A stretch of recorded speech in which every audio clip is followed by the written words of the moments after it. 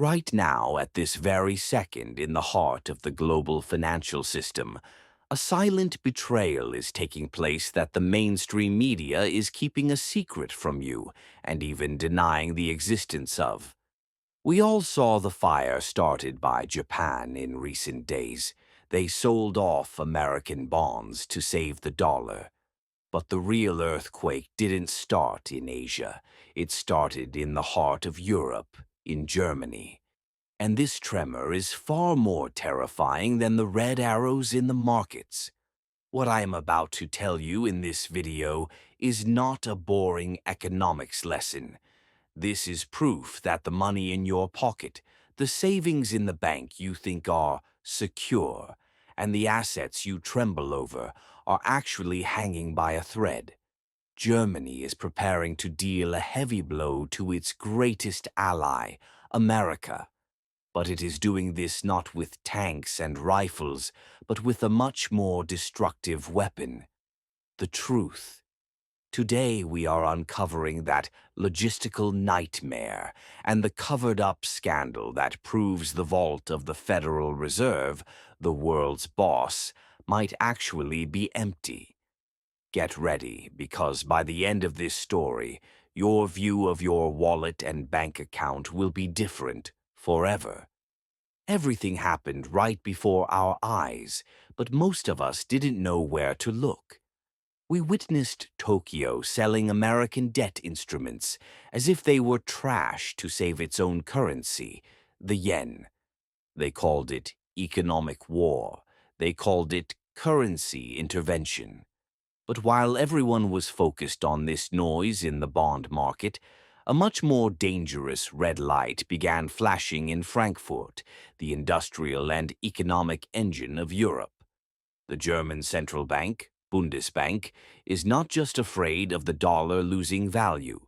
They are experiencing a much more primal fear. They doubt solvency. Here is the thing. Germany no longer accepts numbers on paper, digital balances, or promises. They want to physically rip the collateral out of America's hands. We are talking about the second largest gold reserve in the world, 3,378 tons of pure gold. A massive fortune worth approximately $280 billion at today's value. But there is a terrible problem that wakes central bankers up in a cold sweat at night. Germany hasn't touched most of this gold for decades.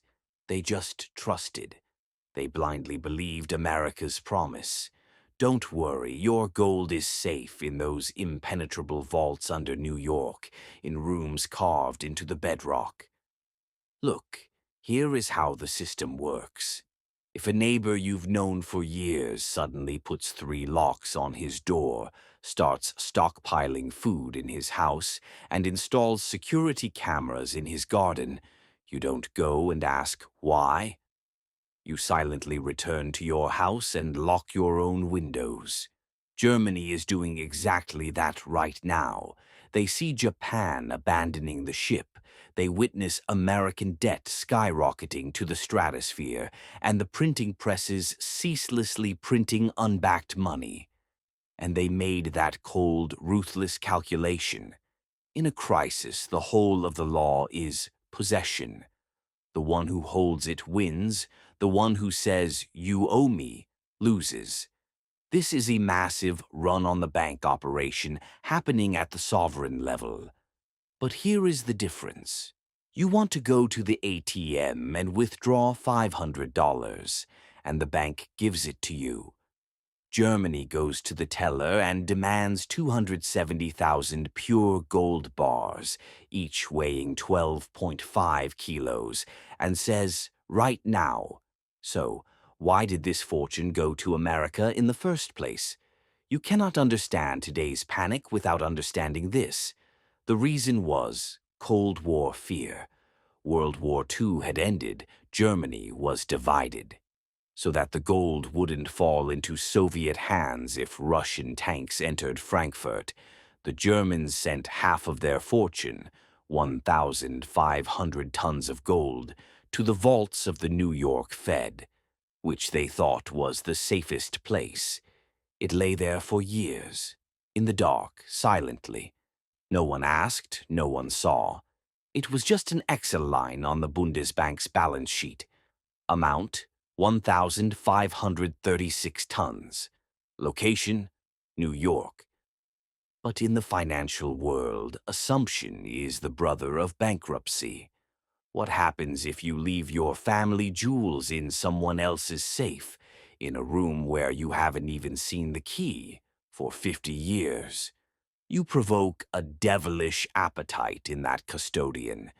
The impulse of, they don't ask anyway, let's use this a little, enters your mind. In 2012, something changed in Germany. The German Court of Auditors woke up and asked the Bundesbank that simple yet devastating question. When was the last time you went and counted our gold in New York? The answer was a total scandal. Never. Can you imagine? They kept $130 billion of the people's wealth there based on America saying, "Trust me, bro, it's all here." Even a neighborhood grocer counts the register at night to see if anything is missing. But a massive state hasn't seen its people's wealth for 50 years. When this negligence came to light, all hell broke loose in Germany. The Bring Our Gold Home movement began. Because the people remembered that primal truth. If you can't touch it, it's not yours. The pressure increased so much that in 2013, Germany said, "Okay, we will take back only 300 tons to end the rumors." It was supposed to be a standard shipping job, but the moment Germany said, "Give me my property," things turned into the Twilight Zone. Now use your logic. If you went to the bank and asked for your money, and the teller started sweating, averted their eyes and said, "You have money, but you have to wait 7 years for us to give it to you," what would you think? Germany faced the biggest stalling tactic of the century. The Federal Reserve said, "Of course we will give it," but added, "But this process will take until 2020. Stop and think about this absurdity. We are talking about 300 tons. In global logistics, this is nothing. It's a rounding error. A modern Boeing 747 cargo plane carries 110 tons in a single trip. So, you can move the gold Germany requested from New York to Frankfurt with just 3 planes in a single weekend. You load on Friday, unload on Monday. But America said 7 years. This means a trickle of 43 tons a year. This is not a shipping schedule. This is a buying time schedule. Friends, if a valet tells you it will take 7 hours to bring your car from the parking lot, that man isn't walking slowly. Your car is not in that parking lot. That man needs to go find your car, maybe take it back from where he lent it, or maybe find a new car from the scrapyard and paint it. Suspicion was now turning into reality. The gold was not waiting ready on pallets. The vault was empty. And finally, after that 7-year torture, when the first shipments landed in Germany, relief was replaced by horror. Crates were opened, seals were broken, experts examined the bars. What came out were not those old German-stamped bars deposited in the 1950s and 60s. They were all brand new, freshly cast, shiny bars dated 2013. The Fed said, "Your old bars didn't meet modern standards. There were cracks, so we did you a favor. We melted them all down and renewed them." Doesn't that sound so polite and professional? But this is a blatant lie. In forensics and auditing, this is called spoliation of evidence. If you left an antique coat inherited from your grandfather with your name embroidered on it at a coat check, and upon return they gave you a brand new Zara labeled coat that had been cut and resewn with changed fabric, what would you say? Would you say thanks? Or would you say, who did you sell my coat to? By melting the bars, the Fed destroyed the serial numbers, because those original bars were likely sold years ago, leased to China, or used as collateral in the market. To pay Germany back, they gathered random gold from the market, melted it down to erase the traces, and recast it. So, Germany got its monetary value back, but it didn't get its own gold. The melted bars are the biggest proof that the vault in New York consisted of thin air and IOUs for years. So how is this possible? How do banks do this? Here is the system's dirty secret that bankers never tell you: rehypothecation. Don't look at its complex name. Let me explain it to you with that famous parking lot analogy that everyone will understand. Imagine you run a very popular parking lot in the city center. You physically have only one parking spot, but you, as a greedy operator, knowing that people won't all come at the same time, sell monthly subscriptions to 100 different people for that single parking spot. You take the money from 100 people and pocket it. Everyone holds a parking spot subscription paper. Everyone thinks they are guaranteed. The system works great until a second car arrives, or worse, a massive bus like Germany comes and says, "Where is my spot? Move, I'm going to park." That is the moment the illusion bursts. The parking lot attendant panics because he sold the same spot to 100 people. Germany was that bus. When they demanded delivery, they revealed that there was actually no place to put a car in the parking lot, and that the same gold had been sold on paper to 100 different banks, funds, and countries. The music stopped and there were no chairs. Now you might say, "What do I care about the gold of states?" You are wrong. The biggest danger awaiting you is hidden right here. There is a terrible trap in the fine print of bank contracts that you don't read, that you just say, "I read and approve," and skip. Two terms: allocated and unallocated accounts. When most of you buy gold or silver from the bank, you think there is a bar reserved in your name sitting in the bank's vault. You are under a huge delusion.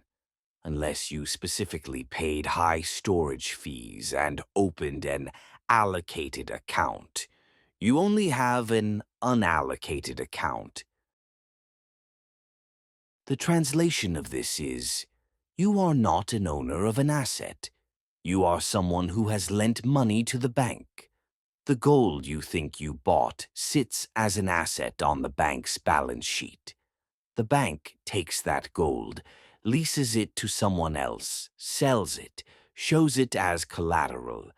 If the bank goes bankrupt, you cannot say, "Give me my gold." Your gold is considered the bank's property and is seized to pay the bank's debts, and you are left waiting in line with other creditors, holding the bag.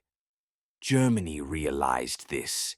They understood that their gold in New York was actually just a piece of paper, and if America collapsed, they would be left with nothing.